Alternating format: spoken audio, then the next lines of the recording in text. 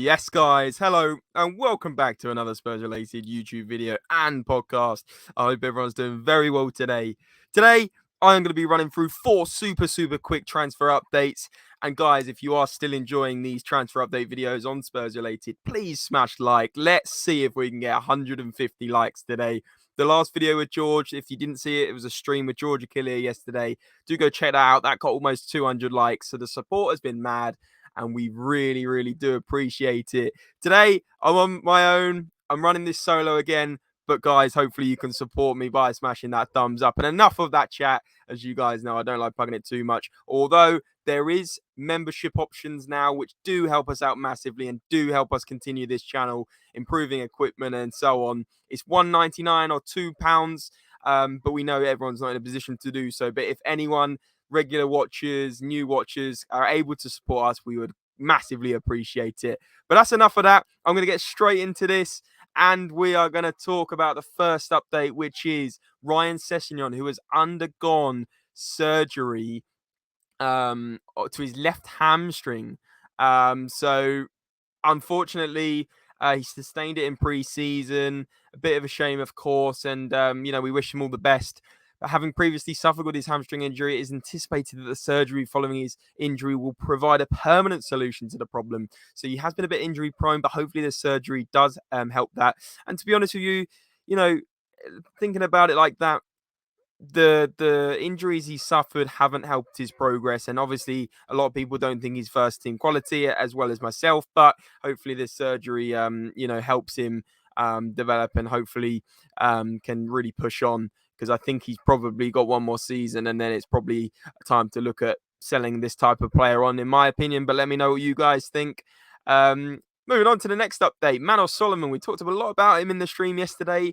He was contracted to Shakhtar Donetsk, according to Dave Hittner from The Guardian, until December 2023, but he has been allowed under a FIFA rule to walk away from the deal. And apparently Spurs will pay compensation to Shakhtar Donetsk, but it's understood that the bulk of that compensation will be provided by FIFA. And I think a lot of that is to do with the current situation with the war, and obviously the Ukrainian clubs have suffered financially because of that. And big up FIFA for helping here.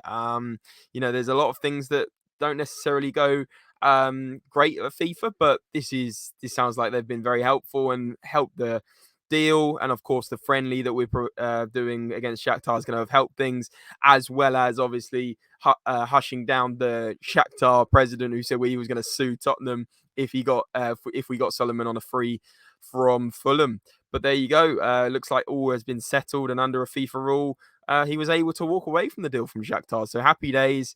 And look, let me know what you guys think of Manos Solomon. Do you think he's going to do really well at Tottenham? How many goals do you think he's going to score? Let me know in the comments below. And I want you to whack in this keyword of Solomon, Solomon. I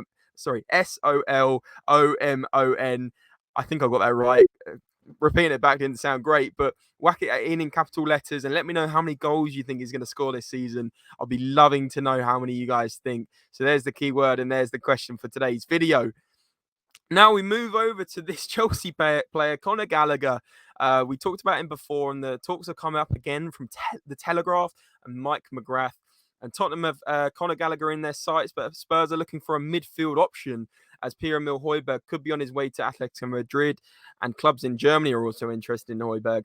And apparently Gallagher's emerging as a contender to compete for a place under Postecoglou. So we're really looking at him. Apparently Chelsea manager Mauricio Pochettino, ouch, that one hurts, is an admirer of Gallagher, and a move will come down to whether he is deemed a player who can be sold this summer. So more to come on this one, I think, guys. Conor Gallagher, what are your thoughts on him? My thoughts are, not a massive fan of him. I think he works hard, but again, Harry Winks worked hard and we needed to get rid of him. Is he the type of quality of player Spurs need? I'm not so sure. I think he's a decent player, but I think we should be probably aiming our standards a little bit higher. Maybe I'm just a little bit in the camp that obviously I don't like signing from rival clubs. That's another factor. But let me know what you guys think of Conor Gallagher. Do you think he'd be a good addition? I think most of you will probably agree with me, but I'd love to know your opinion. So whack it in the comments below. Next, I'm flying through this. And by the way, guys, this is the second time I've recorded this video because my internet lagged on the first one and the quality was awful. So, yeah, I've got the news all in my head now. So, this picture, obviously, players back in training: Harry Kane, Destiny Zoji, James Maddison. And yeah, the boys are back in town. Harry Kane, obviously, good to see him. And there was a couple of videos on Spurs social media earlier discussing, with the social media guy going, welcome back, Harry. And he's like, good to see you. And he's giving him the fist pump and everything. Lo Celso didn't look too happy in that video, if you want to check that one out. So I think he's off. But he had his matey or whatever you call it. But interesting stuff. And buzzing to see the boys back, and look how happy James Maddison is here. Absolutely love it. And he was asked, is he buzzing for his first day? And he was like, of course, I'm absolutely buzzing to get started. So big up James Maddison, and obviously big up Harry Kane for coming back, and the other players that have had their first training session today under Big Ange. And of course, Ange has met Harry Kane today, probably for the first time, and we might know more about his future in the coming days. But Tier 2 sources have said that PSG are now doing everything possible to attract Harry Kane to Paris. So PSG are now in the mix, as well as Bayern Munich.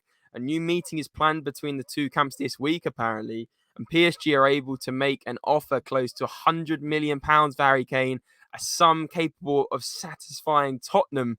So I don't think €100 million is going to satisfy Daniel Levy. I think we need over 100 million Great British pounds. But the source there was RMC. So tier 2, but let's see how things progress. Maybe we'll have more talks about PSG and Bayern coming up. Bayern are also preparing another proposal, but it sounds like PSG have the money for this one rather than Bayern. But still, €100 million. What do you guys think? Would you take that? Would you take that to then build the squad and, take that money to get a number 6 and get the 2 centre-backs we need? Or do you think we need to keep hold of Harry Kane? I'd be interested to know what you guys think of that one. It's going to be interesting to see what Bayern's next proposal is and next bid is. But my personal opinion is I think we should offer Harry Kane £400,000 a week, a new contract. He deserves it. And if he then decides not to stay, okay, we should then try and accept 100-something million for him to rebuild. But for me, he's worth far more than 70, 80, 90 million euros for us this season alone. Because if we lose him now, we're going to finish 10th or below, in my opinion. I'm just being honest, guys. I'll always be honest with you guys. I think Harry Kane is super, super important to Tottenham. But if, we've got to respect him. He's a Tottenham legend. And if he feels that now is the time to move on, I think we have to let him move on. And I think we have to listen to offers. And Daniel Levy has to be, unlike he was in 2021, and he has to be open with him. And he has to just say, look, Harry Kane, you've been an absolute Spurs legend. Get your statue outside the stadium as long as you don't go to Chelsea or Man United, in my opinion. And let him do it. But I still think he wants that Premier League record. He's 47 goals off Alan Shearer's Premier League record. What an achievement that would be. I think that's more of an achievement than winning a league with Bayern Munich. What they have won for the last 10 seasons with or without Harry Kane. And PSG win the Ligue 1 pretty much every season, bar one when Lille won it. So I actually think it's a controversial one that having a Premier League all-time record goal scorer, he will be remembered more for that than if he won a Bundesliga at Bayern Munich or a Ligue 1 with PSG. But then the haters will say he hasn't won a trophy at Spurs and he hasn't won a domestic trophy. So you can never win. But guys, hopefully that sums up all today's news. Like I said, please smash the like button. Let's get 150 likes. Let's subscribe. 30 off 2K. The support has been crazy. Really do appreciate it. And yeah, like I said, membership options are below. But as always, guys, you know the score. Comment below, subscribe and like, and I'll see you very soon. Come on, you Spurs!